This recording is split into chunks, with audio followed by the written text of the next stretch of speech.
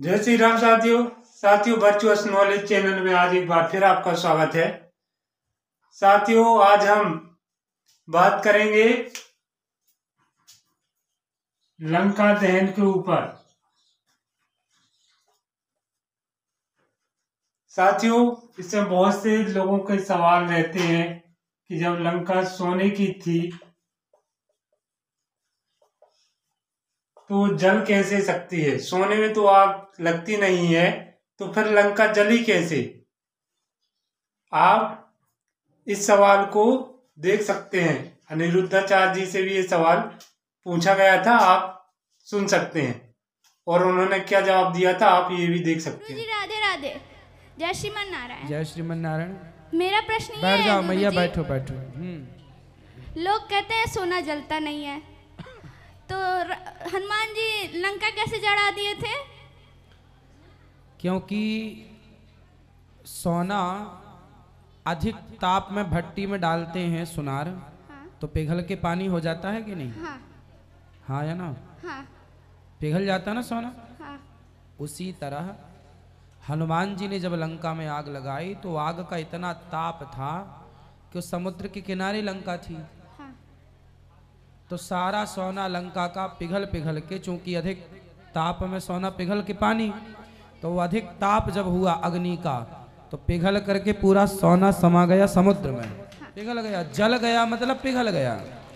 दूसरा प्रश्न ये है, तो साथियों आपने देखा अनिरुद्धाचार्य जी ने भी कोई सही जवाब नहीं दिया है। उन्होंने कहा है कि सोना पिघल पिघल के समुद्र में चला गया या पानी बन के चला गया। अब सोना तभी पिघलेगा दोस्तों जब उसे जलाने की कोई चीज होगी या आग पकड़ने की कोई चीज उसके आसपास रखी होगी। मान लीजिए सोना है और इसके आसपास कोई चीज जल रही होगी, तभी ये सोना पिघलेगा। ऐसे अपने आप तो पिघल नहीं जाएगा। जब इसमें आग ही नहीं पकड़ेगी तो सोना पिघलेगा कैसे? सबसे बड़ी बात यह है। तो अनिरुद्धाचार्य जी ने भी सही तरीके से जवाब नहीं दिया। तो साथियों, लंका किस प्रकार जली थी? जब वो सोने की थी तो उसमें आग तो पकड़ेगी नहीं। तो इसके पीछे दो कारण हैं कि किस प्रकार से लंका जल सकती है।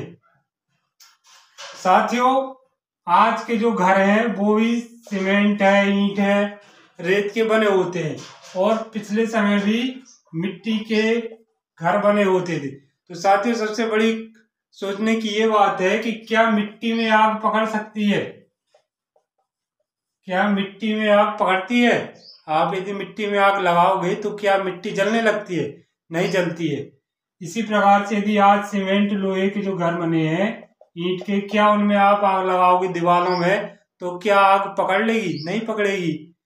तो जब इन घरों में आग लग जाती है और हम कहते हैं कि घर जल गया, तो किस प्रकार घर जल जाता है? जब ना मिट्टी की दीवारें जल सकती हैं और ना ही सीमेंट लोहे की दीवारें जल सकती हैं, तो फिर किस प्रकार से घर जो है किसी का जल जाता है? तो साथियों, इन घरों के अंदर कोई ना कोई ज्वलनशील पदार्थ तो रखा होता है।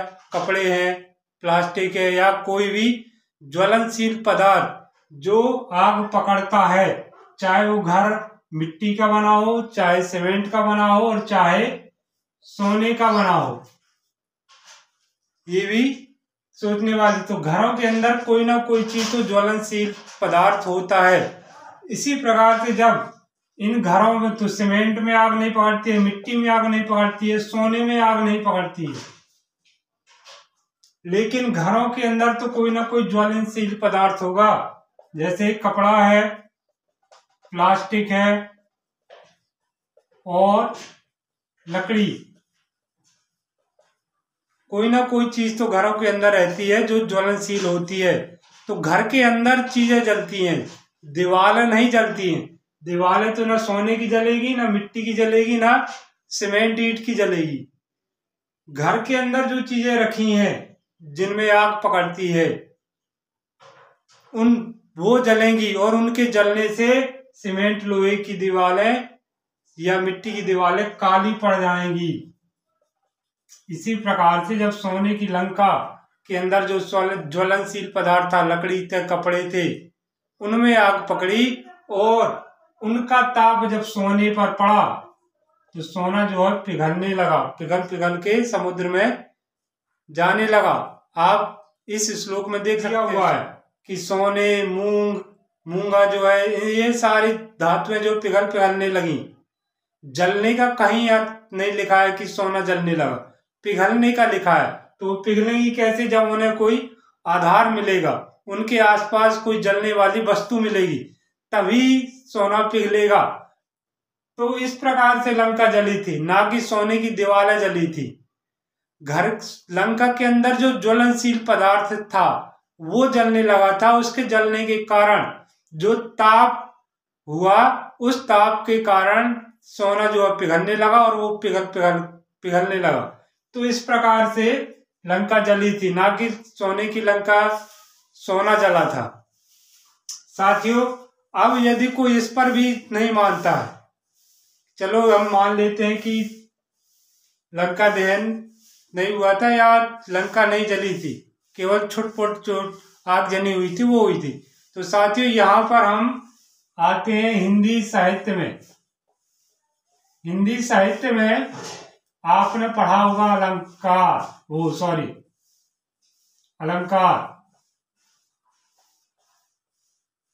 अलंकार पढ़े होंगे। तो इसी में से एक अलंकार होता है अतिशयोक्ति अलंकार। अतिशयोक्ति अलंकार आपने पढ़ा होगा।